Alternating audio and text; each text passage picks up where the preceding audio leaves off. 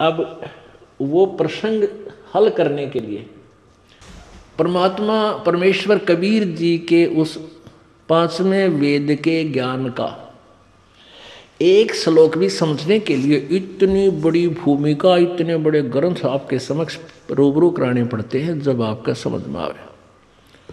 कौन सा? भाई गुरु बिन काहू न पाया ज्ञाना, जो थो था बुझ छड़े किसाना। भाई गुरु बिन वेद पढ़े जो प्राणी, समझे न सार रहे अज्ञानी। ये महर्षि दयानंद जैसे वेदों को पढ़ भी रहे हैं, अनुवाद भी कर रहे हैं, और कोरे अज्ञानी अपनी थ्योरी बता रहे हैं परमात्मा पाप नाश नहीं करता। इससे क्या सिद्ध हुआ कि गुरु बिन वेद पढ़े जो प्राणी, इनको गुरु नहीं मिले। इन्होंने वेदों को पढ़ा और समझे नहीं, सार रहे अज्ञानी। वेदों को नहीं समझ सके, ये कोरे अज्ञानी रहे। अब इसी प्रकार देखिए, देवताओं के गुरु बृहस्पति का ज्ञान और राक्षसों के गुरु प्रहलाद वाले ग्रुप के गुरु शंकराचार्य का ज्ञान है। वो भी यही है कि प्रारब्ध कर्म, यानी प्रारब्ध में जो पाप लिखा है वो तो भोगने से ही समाप्त होता है, उसका नाश नहीं होता। अब देखिए फिर श्रीमद् देवी भागवत दुर्गा पुराण, गीता प्रेस गोरखपुर से प्रकाशित, संपादक हनुमान प्रसाद पोदार, चिमनलाल गोस्वामी, प्रकाशक एवं मुद्रक है गीता प्रेस गोरखपुर, गोविंद भवन कार्यालय कोलकाता का संस्थान। अब इसमें आपको दिखाते हैं प्रश्न नंबर 282 पे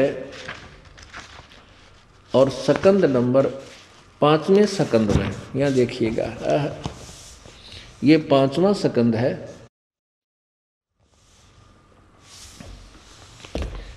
श्रीमद् संक्षिप्त देवी भागवत 282 पे व्यास जी कहते हैं, ये राइटर ऑफ पुराण, पुराणों का लेखक व्यास जी कहते हैं, देवराज इंद्र की बात सुनकर बृहस्पति जी उनसे कहने लगे। अब इंद्र से देवताओं का गुरु बृहस्पति क्या विचार दे रहा है, यहाँ सुनिए 283 में। इसके बोल सुनो देवताओं के गुरु के। प्रारब्ध कर्म का अभाव बिना भोगे नहीं हो सकता, यह स्पष्ट है। यानी आपके भाग्य में कोई पाप आपका उदय हो रहा है, आपको दुख हो रहा है, वो भोगना ही पड़ेगा, कटेगा नहीं, नाश नहीं होगा। फिर बता भगवान की आवश्यकता क्या है? जब हमारे ऊपर आपत्ति पापत्ति आवेगी फिर बज लिया भगवान, फिर तो यानी बिल्कुल नास्तिक हो जाएंगे इन सिद्धांतों से। और हो ही रहे थे हम कि कसर छोड़ रखी है। यहाँ देखो, प्रारब्ध कर्म का अभाव बिना भोगे नहीं हो सकता, यह स्पष्ट है। आर्य संपूर्ण देवता तुम्हारे सहायक हैं, तुम स्वयं भी बुद्धिमान हो, फिर भी जो होनी है वह होकर ही रहेगी, तुम उसे टाल नहीं सकते। ऐसी स्थिति में सुख और दुख की चिंता में नहीं पड़ना चाहिए। महाभाग, सुख और दुख ये दोनों कर्म से, पुण्य और पाप के अक्षय के सूचक हैं कि जितना दुख आवे है उस तो तेरे पाप कट रहे हैं, और सुख है वो तेरे पुण्य नाश हो हैं। आप बता रहे हैं। अतएव विद्वान पुरुषों को चाहिए कि सुख के अभाव में भी सर्वथा आनंद का ही अनुभव करे। अरे वाह! अतएव महाराज इस अवसर पर सुयोग्य मंत्रियों से परामर्श लेकर विधि पूर्वक यत्न करने में कटिबद्ध हो जाओ। यत्न करने पर भी जो होनहार होगा वही सामने आएगा। अब यहाँ देखिए एक और कमाल कर रखा है। अतएव विद्वान पुरुषों को चाहिए कि सुख के अभाव में भी सर्वथा आनंद का अनुभव करे। अरे वाह रे देवताओं के गुरु! अब आपके पेट में दर्द हो जा और मारे किल की, अन्यों के पेट में दर्द हो जाए फिर भी सुख का अनुभव करे, खूब जोर से हंसे। इनका कहने का तात्पर्य कभी हो सकता है? तेरा आप पर आपत्ति आ रही है, उसमें कैसे सुख अनुभव कर सकते हो? तो इसका कहने का भाव ये है, परमात्मा क्या कहते हैं कि पेट में दर्द हो गया, पेट में पीड़ा होगी, गोली मिले, दवाई मिले, और पेट का दर्द समाप्त हो जाए, फिर आप पर सुख हो गया। जब दर्द नहीं, दुख ही दूर नहीं होगा तो दुख में सुख का अनुभव कैसे हो सकता है। अच्छा, ये तो हो गया देवताओं के गुरु बृहस्पति जी के विचार के कर्म। तो जितने भी हैं पाप और पुण्य, ये तो भोगने पड़ेंगे, ये नहीं समाप्त हो सकते, तो भोग्य खत्म होंगे। और क्या बताया है कि जो सुख आपको प्राप्त है, आपके पुण्य अक्षीण हो रहे हैं, नष्ट हो रहे हैं, और जो आप पर आपत्ति आ रही है, ये आपके पाप खत्म हो रहे हैं। ऐसे करो कर लिया नहीं होता भाई, आ लिया ओढ़ को भगवान की तरफ देखा भी कौन नहीं जाए, आपत्तियाँ जा कौन बजा भगवान, फिर आप पर नास्तिक हो जाएंगे। तो इनके ये सिद्धांत सभी के थे। अब देखना आगे 243 पृष्ठ पे, 243 पृष्ठ पे आपको राक्षसों के गुरु शुक्राचार्य के विचार सुनाते हैं। शुक्राचार्य, शंकराचार्य गलती से बोल गया ना, शुक्राचार्य। यहाँ देखिएगा 243 पृष्ठ पे, ये है चौथा स्कंध, 243 पृष्ठ और चौथा स्कंध।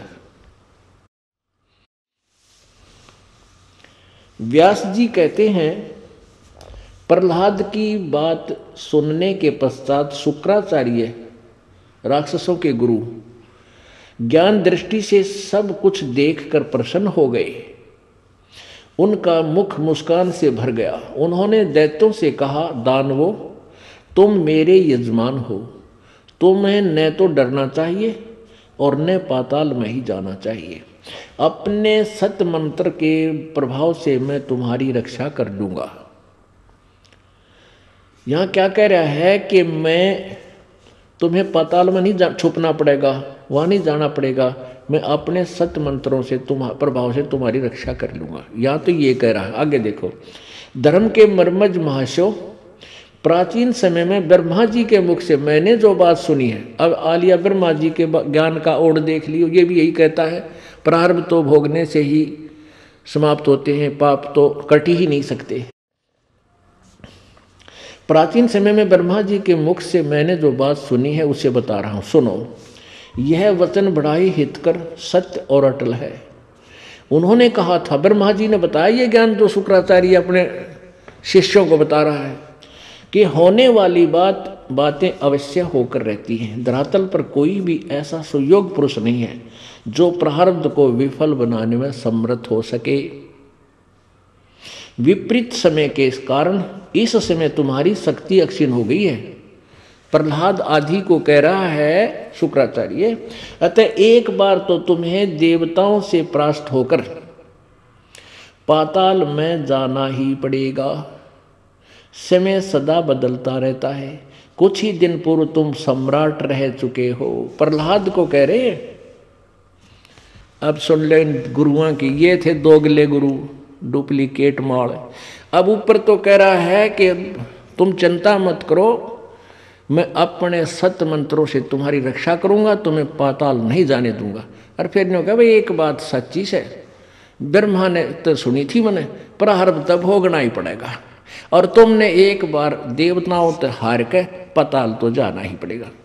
अरे बता के गड्ढा इनने ऊपर तो न्यू कह रहा, मैं सत मंत्रों से तुम्हारी रक्षा कर लूंगा, फिर न्यू कह दे एक बात तो सच्ची है, ब्रह्मा ने बताई थी, प्रारब्ध तो भोगना पड़ेगा, तुमने एक बार तो हार के पाताल जाना ही पड़ेगा, फिर तू टट्टू कर लेगा, बता तू क्या करेगा। ये नो बंडा रहे थे इन भोली आत्माओं को। और ये भोली आत्मा श्रद्धालु इतने होते हैं, भाई गुरु जी जो कह रहे साची कह रहे, बोला ना करते हैं। अब वैसे ये थ्योरी सिद्धांत है तो सही कि गुरु जी जो कहते हैं वो साची कहा करें, और उनके आगे वाद विवाद नहीं करना चाहिए, ये बिल्कुल फाइनल है। पर ये गुरु ना थे, गुरु के रूप में अज्ञानी थे, और भोली आत्माओं ने उनको गुरु मान लिया। गुरु जी जो कह रहे हैं आँख मीच के बैठे रहे, हाँ ठीक कह रहे, कुछ भी कहो।